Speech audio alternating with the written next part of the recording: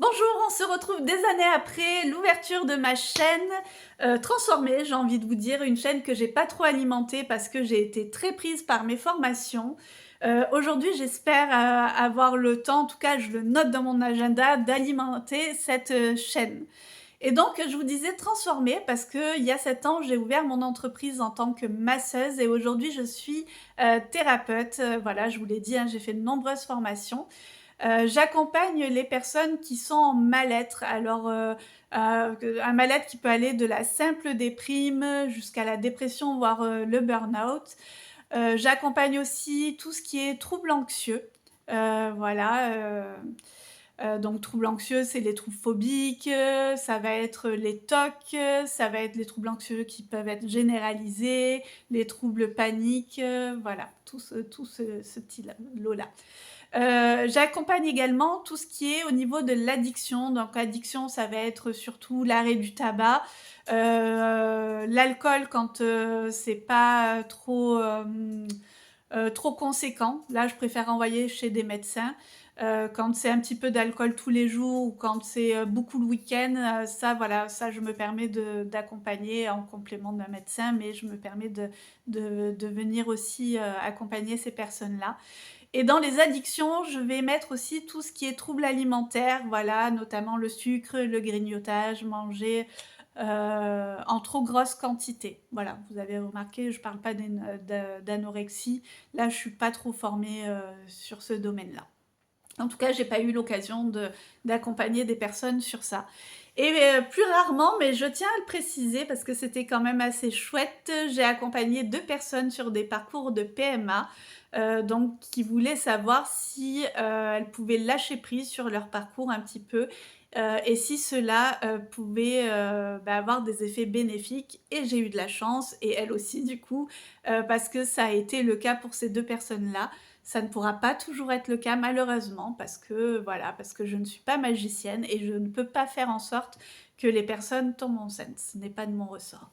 J'accompagne aussi sur tout ce qui est gestion des émotions. J'ai une cliente de 80 ans passés qui est venue me voir parce qu'elle disait avoir pété une durite, ne plus supporter son mari et du coup avoir fait un AVC. Donc bien sûr, je n'ai pas travaillé sur l'AVC, mais vraiment sur la gestion des émotions. C'était assez chouette. Voilà. J'accompagne également les enfants et les adolescents. Donc ce que je retrouve souvent chez les enfants, ça va être des troubles du sommeil en demande première. Et souvent, quand j'explore un petit peu, il y a des choses qui se cachent derrière ce sommeil.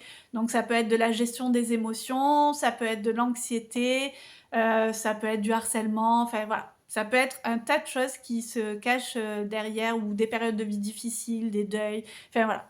Ou des peurs, souvent des peurs aussi derrière les émotions. Donc, j'accompagne aussi pour les enfants, donc la gestion des émotions, je l'ai cité pour le sommeil, mais là plus spécifiquement, on va venir me voir lorsqu'un enfant est très opposant, voire colérique, voilà, et que ça peut avoir des conséquences assez dures hein, au niveau de la famille ou même de la scolarisation. D'ailleurs, j'en profite pour glisser que je suis également AESH, donc une AESH accompagne les enfants en situation de handicap en milieu scolaire. Donc du coup, voilà, je m'y connais aussi pas mal au niveau de la sphère du handicap et ça m'arrive d'avoir des enfants atteints d'un handicap qui viennent également me consulter. Qu'est-ce que je vous ai pas dit? J'accompagne aussi sur l'énurésie. Donc l'énurésie, c'est le pipi au lit. On a quand même de beaux résultats avec l'hypnose, voilà, au niveau de l'énurésie.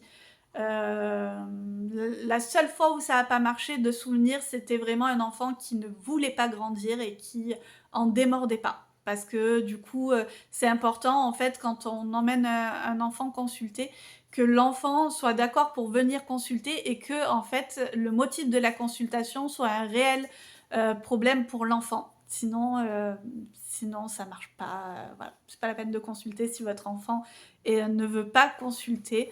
Enfin, vous pouvez toujours essayer de voir si le thérapeute arrive à créer un lien à la première séance, voire la deuxième, mais sinon après, ça sert à rien d'aller plus loin. Ce que j'oublie de dire, c'est que souvent, en fait, ça va très vite avec les enfants. Donc, ça va très vite en nombre de séances. Donc, voilà. c'est plutôt chouette. Si on voit qu'au bout de quelques séances que ça accroche pas, qu'il y a rien, un thérapeute, compétent vous dira d'arrêter les séances. Voilà, on n'est pas là pour, usurper de l'argent, à des gens, inutilement. On est quand même là pour avoir à un moment donné des résultats. Ce que j'accompagne également, ce que j'accompagne, c'est pas une formule très très jolie. J'accompagne également les adolescents, voilà, c'est un peu plus joliment dit.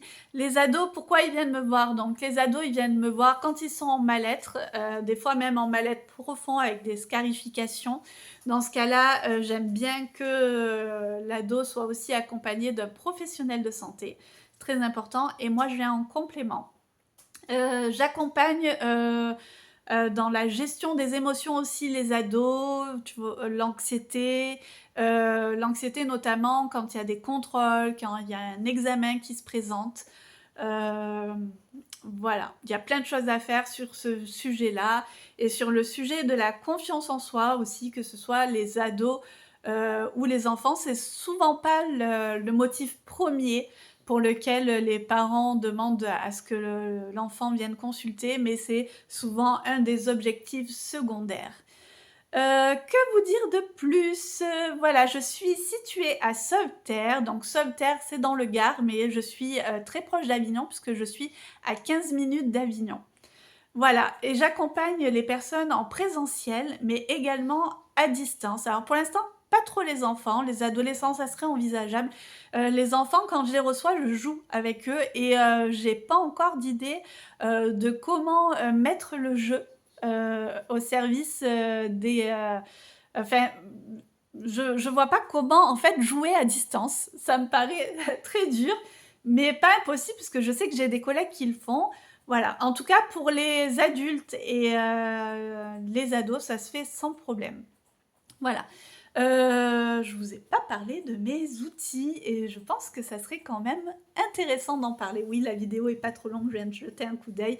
Donc je me suis formée à l'hypnose ericksonienne, voilà, qui est mon outil chouchou de tous les temps. Je l'adore. Cette formation, ça a été pour moi une révélation et je dois dire que quasiment dans toutes mes séances, voilà, il y a de l'hypnose. Enfin, en tout cas, j'essaye de garder un petit peu d'hypnose. Rarement, je n'ai pas l'occasion de le faire ou j'utilise d'autres outils, mais l'hypnose, c'est top. Donc, je l'utilise souvent. C'est rapide, efficace, presque magique, donc c'est parfait. J'accompagne également avec les TCC. Donc, qu'est-ce que c'est que les TCC? C'est la thérapie comportementale cognitive. Donc là, donc comme son nom l'indique, on observe les comportements de la personne, on défait les fausses croyances. Ça, c'est aussi très important, notamment dans les troubles anxieux. Voilà, un petit peu, comment vous dire, sur les TCC. Ça va être en fait une espèce de réflexion et voir comment on peut agir et réfléchir différemment pour créer le changement. Voilà, cette définition me plaît pas mal. On prend en compte aussi les émotions dedans, hein. J'utilise aussi l'art-thérapie. Donc l'art-thérapie, ça va être d'utiliser l'écriture, le dessin, la peinture, tout ce qui va être modelage aussi dans une visée thérapeutique. Voilà. J'aime souvent dire qu'en fait, ce qui est là, on le sort sur son art, sur son œuvre, ou ce qu'on n'arrive pas à dire, c'est dit par l'art. Voilà. Mais ça peut être aussi des tout petits exercices où on dessine des petits sacs qui se vident. Enfin voilà, c'est très facile d'accès et j'adore l'utiliser en outil autonome à la maison et avec les enfants aussi beaucoup en séance. J'utilise comme outil aussi la psychogénéalogie.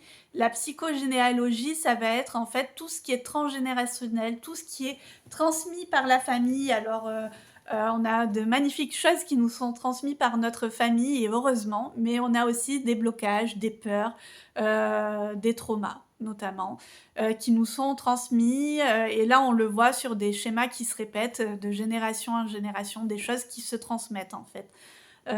Voilà, voilà. J'accompagne aussi avec des outils de coaching de vie et de coaching parental. Voilà, donc je peux donner quand un enfant, vient me consulter quelques conseils à ses parents. Et puis surtout que j'ai 20 ans d'expérience dans les relations d'aide, et notamment auprès des enfants, donc j'ai quand même pas mal de bagages derrière moi et d'outils à transmettre. Même si je me caractérise pas du tout comme une coach parentale, voilà, qui demanderait une formation beaucoup plus approfondie que celle que j'ai fait. Là, je me base beaucoup plus sur mon expérience. Est-ce que j'en ai oublié une de mes formations? Je ne crois pas. Voilà, donc j'ai hâte de pouvoir échanger avec vous, de vous montrer ma nouvelle salle parce que je ne suis plus du tout au même endroit qu'auparavant. Bien sûr, les massages sont toujours disponibles parce que j'avais pas envie de les enlever, pas maintenant, peut-être plus tard. Je fais aussi en fonction de qui je suis au moment où je fais les choses, donc voilà. Je me garde toujours la possibilité de changer. Comme j'ai déjà pu changer mon entreprise, il y a des choses que j'ai enlevées, d'autres que j'ai gardées et ça sera peut-être, pareil dans les années à venir, voilà. Je vous dis à bientôt. J'espère, que les vidéos que je vais vous proposer vont vous plaire. D'ailleurs, n'hésitez pas à me dire en commentaire si vous avez envie que j'approfondisse certains sujets. Voilà, ça sera, que bénéfique pour moi. Je saurai, de quoi vous parler. Voilà, je vous dis à bientôt. Ciao!